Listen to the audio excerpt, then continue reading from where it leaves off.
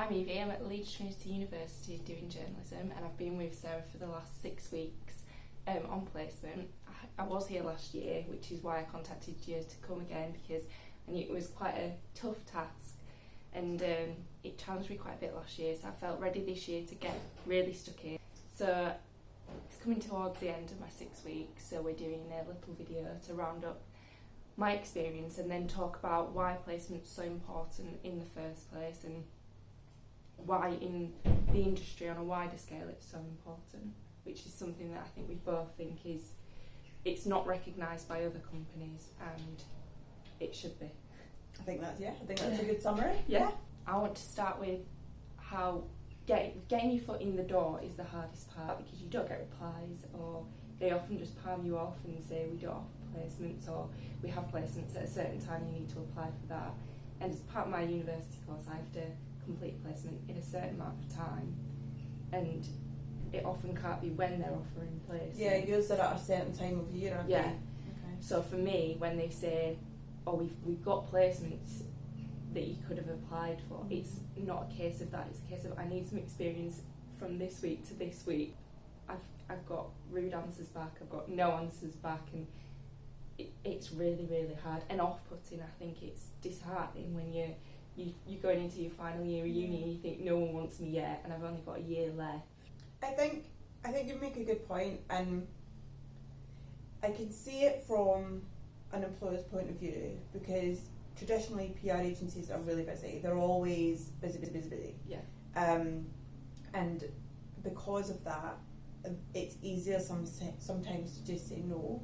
I know of some agencies who've had really bad experiences with students, and it's maybe put them off, and they automatically shut down. It's really helpful for me to get emails and requests that are clear and concise, and yours were, even from the first one from last year, and then coming back this year, you were quite clear on why you wanted to come in, and I think that helps quite a lot. The bigger agencies as well, they will have hundreds of applicants, and the glance time for a CV is brief. For me, in a CV, it's not so much qualification for me, but if I can understand from your CV a little bit about your approach and your attitude, and directly how what you've done could benefit the role that I'm offering, then I'm far more likely to kind of take notice of it, like it's been bespoke. You do need to think, well, why is this relevant to them? Not just this is me, this is how good I am. You think, well, why are they going to be interested in that? So you do need to tailor it a bit as well. I don't think one CV necessarily fits all. No, I would agree with that. I really think you need to look at who you're applying to, look at the type of business that they are, and even whether it's in your covering letter and your CV, just make sure that it fits properly to the place you're applying to. So obviously you've been here 6 weeks now, it's your second time here. Yeah. What is different from the first time to the second time? I didn't realise it until this year. The first time I was very timid. This year at university I've worked on that sort of, I've been out interviewing people more and filming a lot more and doing voiceovers for news packages, and I think your confidence grows. So when you're thrown into that situation, you're like, right, what can I bring? It's not what can I do that you tell me to do, it's like what can I bring to this task that you might not have if I wasn't there. Do you look at LinkedIn? You look at LinkedIn? I do look at LinkedIn. Is it? I don't think it's any secret that I really don't like the platform. I think it's a horrible platform to use. However, from a business point of view, yes, a lot of people use it, a lot of people have success, but do you mean as in from a work placement point of view, looking at young people? So the thing about LinkedIn and having a stock of people is that you automatically will put biases in place. So if you go Googling people and looking for them when they've applied, you maybe see who they are, you maybe see their age, you maybe see their cultural background, you might see all sorts of things that then may trigger a bias, whether conscious or unconscious, in your head that goes, no. It does become like a pressure to fit a certain time for them to be interested in, to catch the eye, and like you say, it can then create some like, oh no, don't want them. And it is much more important to make that interaction with them face to face first, than just looking them up on LinkedIn. Online. Yeah. It's interesting that you say fit into a certain mould. So I guess one of my questions to you is, do your peers have a stereotype or an image in their head of what someone in PR should look or act or be? Well, I think for me, like I was saying to you before, you've got to be this kind of person that's on all the time, and you can come in and you can be this big personality, and you're gonna interact in all this office fun. And I think for me that's a bit of an off-put, because sometimes I will not feel like coming in and being the loudest person in the room and it doesn't mean that I don't want to be part of a team that works well. It just means that I don't function like that. I come in and I can sit down and do my work. I can also talk to you and have a laugh. I wouldn't feel comfortable in an environment where I'd feel pressured to be confident and loud, and because then I think that's creating another discrimination against the quieter people. It tells me that how we're presenting ourselves as an industry to younger people is probably incorrect. The types of things that we say, the images that we post, the words we use when we are trying to hire, does that reinforce that view for you? I'd say so. I'd say that I can read job descriptions, and I would say that I'm quite aware of how they're trying to sound.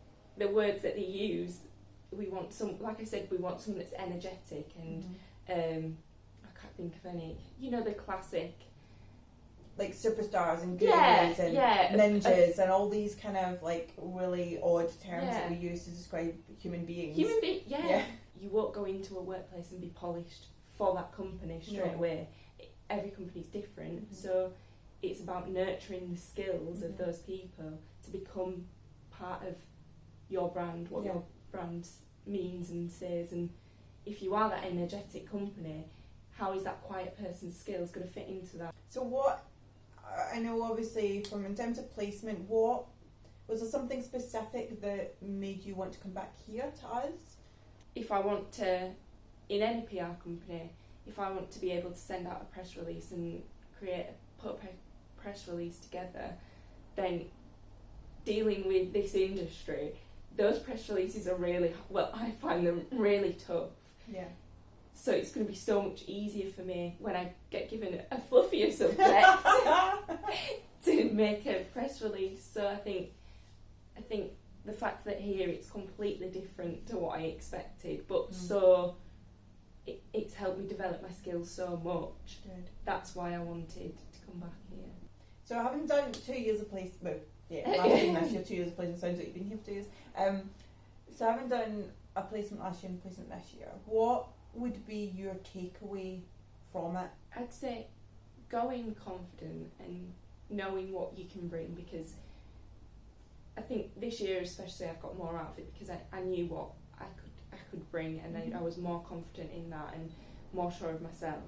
A little bit of I can bring this to you, because then you're going to get something out of it if you think like that. I think you're right, and I think that is something as employers we should help with. It's not just about the hard skills of being able to do tasks, but it's about developing that person when they come in. And it's been lovely to see you from last year to this year, and I think you have grown a lot in confidence, over everything that's gone on last year, and I think it's really lovely to see that. You've come to us with some really lovely little concepts that we've followed through and we've listened to, and it's important for me to be able to support that and guide you and maybe challenge you a bit and say, okay, let's look at that. So what are you going to do in this instance? How is that going to play out? Why are you doing it? And make sure you can answer those questions to push you a bit further. So I think it's a partnership. I think that it's very much you coming in feeling like you can bring value, but me supporting you in that belief as well, and making sure it continues throughout placement and beyond, really.